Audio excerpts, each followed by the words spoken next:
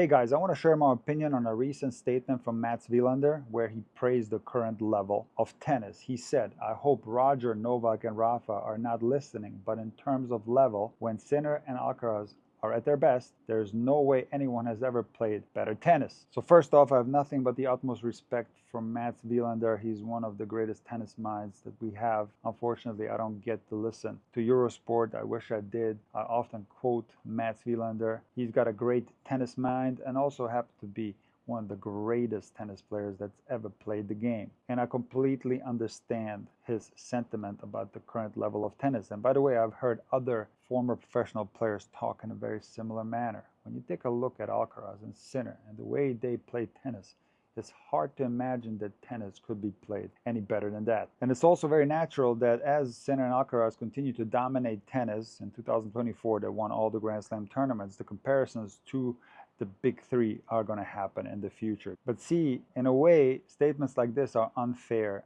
to both Alcaraz and Sinner because these guys respect the GOATs. They are very humble players, and I never heard either one of them say that they see themselves above one of the big three. They are unfairly receiving a lot of criticism, basically people saying that Sinner and Alcaraz are nowhere near the level of the big three because this statement of Wilander has gone quite viral. There are so many comments on Instagram and on Twitter. So first of all, this statement from Wilander is not fair to both Alcaraz and Sinner, but it's also not true because as I'm analyzing matches and presenting my conclusions in video format, I make sure not to watch highlights because they can be very deceiving. I watch the entire match and I take notes. And what I look for in matches is the storyline. I look for ups and downs, ebbs and flows, and momentum, and trying to find the story of the match. And the thing that I've been noticing with both Sinner and Alcaraz in the most important stages of tournaments is that they are a lot of ups and downs. Take a look at Alcaraz's performance at the French Open this year when he played Sinner in the semifinal. That was a super entertaining match. I enjoy watching that one. There was spectacular shot making, but there were also a lot of mistakes and a lot of ups and downs. The same can be said when Alcaraz played Zverev in the final. That was a match that was incredibly entertaining, but was it a match of the utmost highest quality possible, something that we've seen so many times from the big three? No, this match had a lot of ups and downs as well. So I'll be honest with you, when I watched that final, while I was super entertained with Alcaraz winning his first French Open, I like Alcaraz as a player. I thought that if he played a prime Djokovic on that particular day or a prime Nadal, he would not have won that match. And I'm not cherry picking that one match because if you look at other Grand Slam finals from both of these guys, take a look at Sinner against Medvedev. That was a scratchy match from Sinner in the first two sets, and then he turned it on and played amazing and won his first Grand Slam at the Australian Open. Even in Sinner's US Open final against Fritz, he played well in the first two sets, but then in the third set there was a stark dip in his level, and other players would have exploited that, especially one of the members of the big three in their prime. And Sinner might have possibly had a hard time winning that US Open final despite winning the first two sets. Now, I know what you guys are thinking. How about Alcaraz at Wimbledon beating Djokovic in the final 2 years in a row? And while I really don't want to put a negative twist on Alcaraz because especially the 2023 Wimbledon final against Djokovic was such a great match, such an entertaining match. But fact is that a 36-year-old Djokovic at the time was very close to winning that match. And I thought that Carlos did play well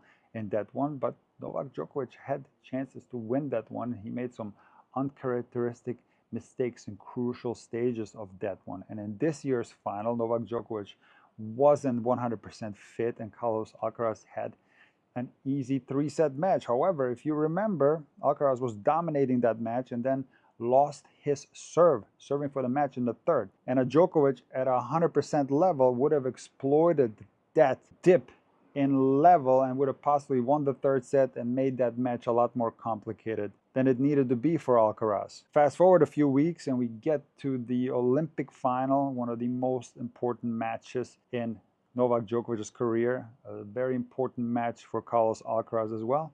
And a 37-year-old Novak Djokovic outsteadies Carlos Alcaraz in his prime and takes the gold medal from him. So the point that I'm trying to make with this video is not trying to be negative about Alcaraz and Sinner, but I'm simply sharing my opinion that while the level of Alcaraz and Sinner is absolutely insane, these are the best players in the world. I'm happy that we have them. When compared to the three greatest players in the history of tennis, the level is not as consistent as the level that the big three have shown. Now, could Sinner and Alcaraz improve and reach that level? They absolutely can. And that's what's going to be fun to watch over the next few years, whether both Alcaraz and Sinner can continue to make improvements to their game. Because a lot of you guys get upset when I talk about the fact that Carlos Alcaraz makes too many unforced errors sometimes.